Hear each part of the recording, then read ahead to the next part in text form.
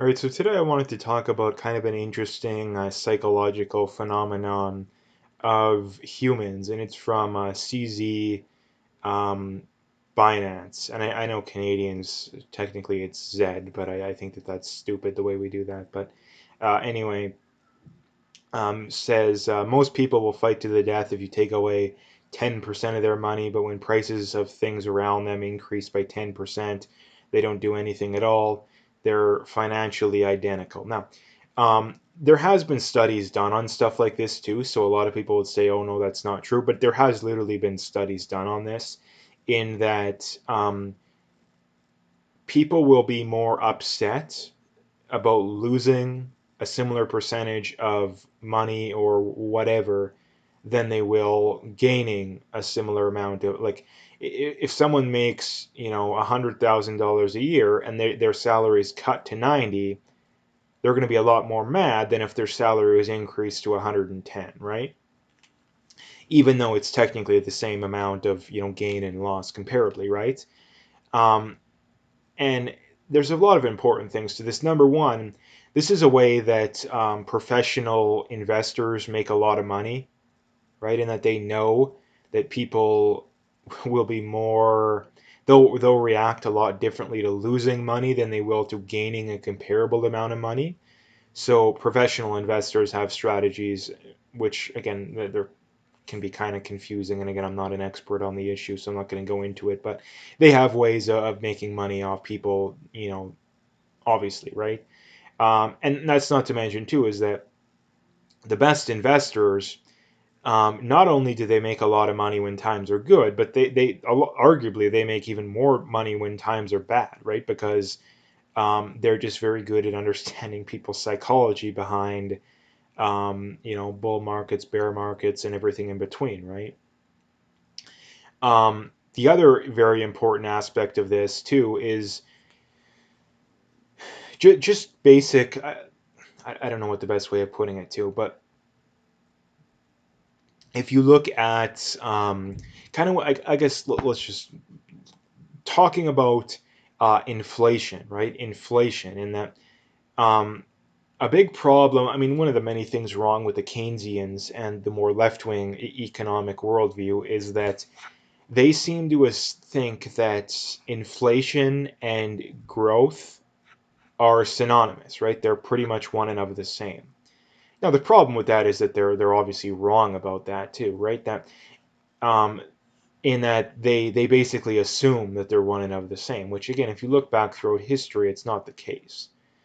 Um, and I mean, look at it in the basic fact that usually when you have inflation, growth tends to not keep up with it. Or the other big problem too is that real inflation is more than the actual CPI, right? The Consumer Price Index, which is basically designed to reflect a lower amount of, whether it's directly or indirectly, a lower amount of actual inflation, right? And then again, anyone who's when it comes to grocery shopping, if you have been keeping track of the amount of how much it costs you to buy groceries, and normally you buy a comparable amount every month or every week, pretty much everyone I've talked to has said, and been doing it for years or even decades, has said, yeah, that things have really shot up over the last year, but 5 years especially, right?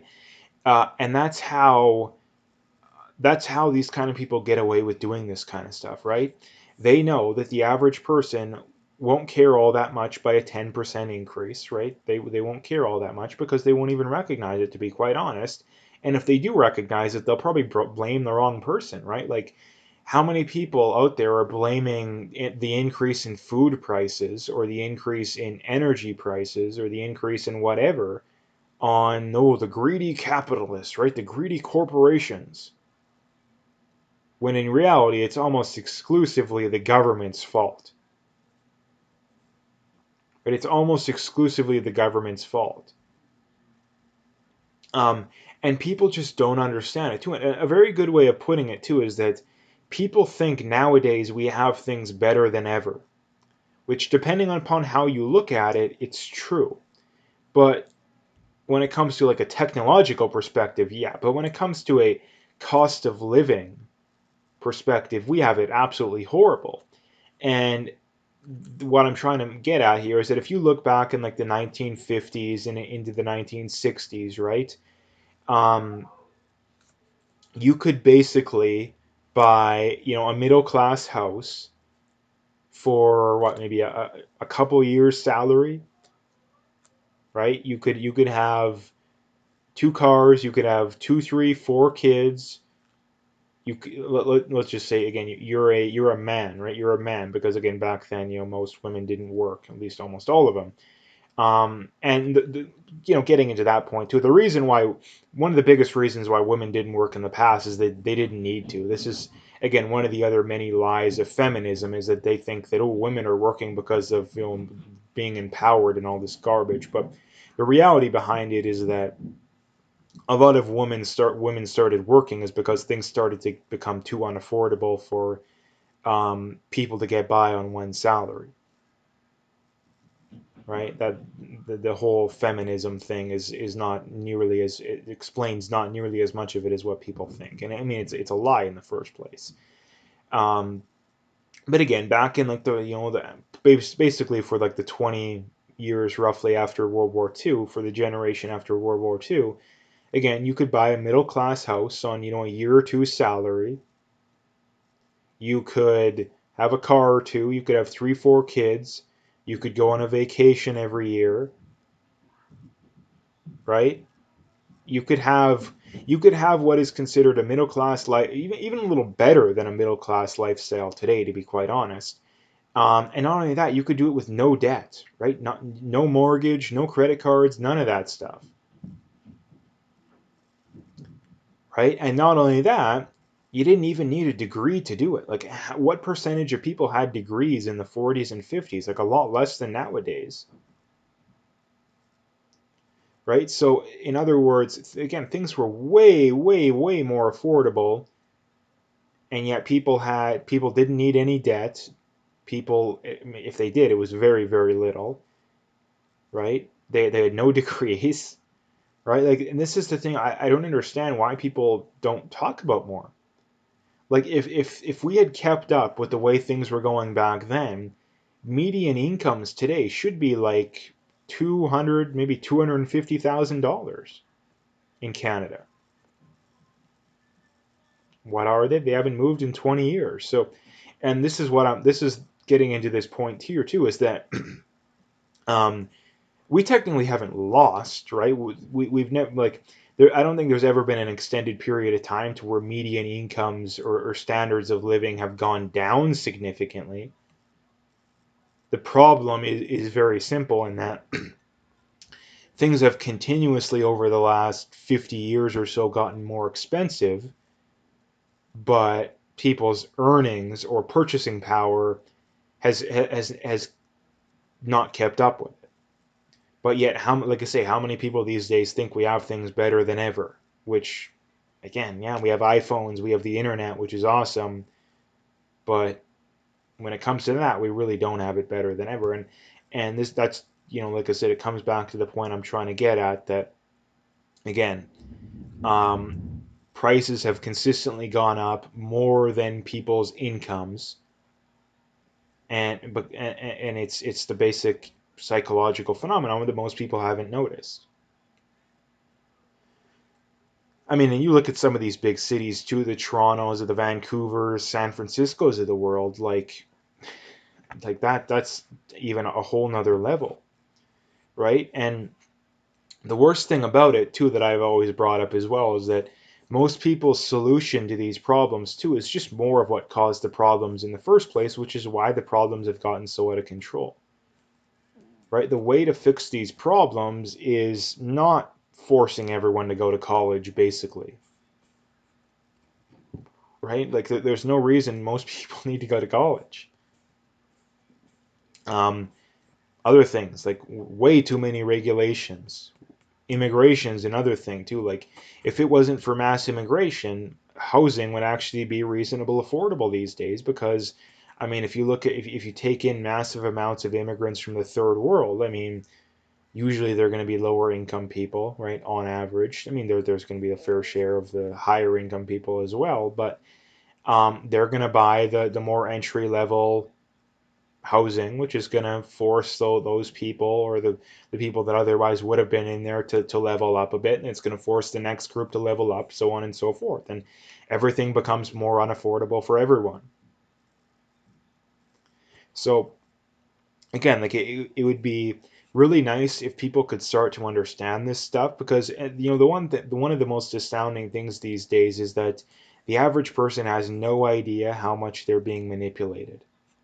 Like, no idea. Like, the amount of manipulation and propaganda out there these days, it dwarfs any other period in time, because the amount of manipulation and propaganda that it takes um, to keep people from, recognizing this information, it's very high, right? It's very high. No, I mean, all you really have to do is control the mainstream media and control the public schools, and you're good to go. Um, but again, it still requires a lot of propaganda and a lot of misinformation. So the point is very simple, that stop allowing yourself to be manipulated.